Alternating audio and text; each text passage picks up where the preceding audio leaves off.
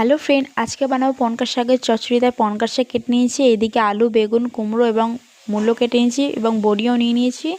কড়াইয়ের মধ্যে সরষের তেল দিয়ে বড়িটাকে ভেজে নেব ভালো করে। আমাদের বড়ি ভাজা হয়ে গেছে, এটাকে তুলে নেব। এরপর ওই তেলের মধ্যে 5 ফোড়ন, তেজপাতা এবং শুকনো লঙ্কা ফোড়ন দিয়ে নেড়ে নিয়ে আলু দিয়ে দেব কেটে রাখা। এবার দিয়ে দেবো কেটে রাখা কুমড়ো।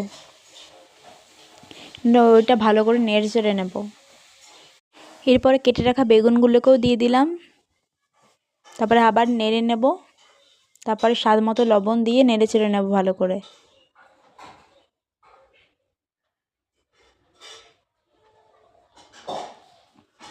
তারপরে কেটে রাখা মূলোগুলোকেও দিয়েও মিক্স করে নেব। নিয়ে স্বাদ মতো হলুদ, জিরে গুঁড়ো, ধনে গুঁড়ো, লঙ্কা গুঁড়ো দিয়ে আবার নেড়ে চেড়ে নেব।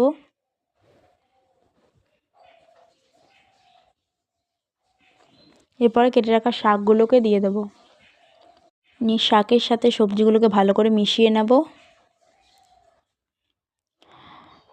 তারপরে কটা কাঁচা লঙ্কাও দিয়ে দিলাম, দিয়ে নেড়ে চেড়ে নেব ভালো করে। কিছুক্ষণের জন্য ঢাকা দিয়ে রাখলাম।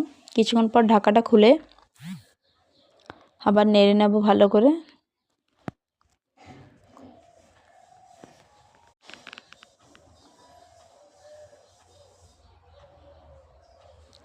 তারপরে অল্প পরিমাণে জল দিয়ে দেব, নিয়ে নেড়ে নেব।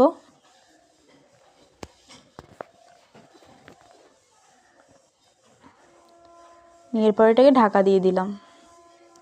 তারপরে কিছুক্ষণ পর ঢাকা খুলে আমাদের আলুগুলো প্রায় সেদ্ধ হয়ে গেছে, সবজিও সেদ্ধ হয়ে গেছে। এরপরে ভেজে রাখা বড়িগুলোকে দিয়ে দেব, দিয়ে নেড়ে চেড়ে নেব।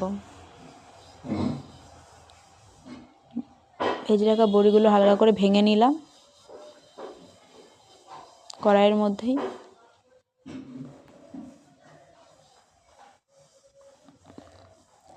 নিয়ে ভালো করে নেড়ে নেব। নিয়ে স্বাদ মতো চিনি দিয়ে নাড়াচাড়া করে নেব।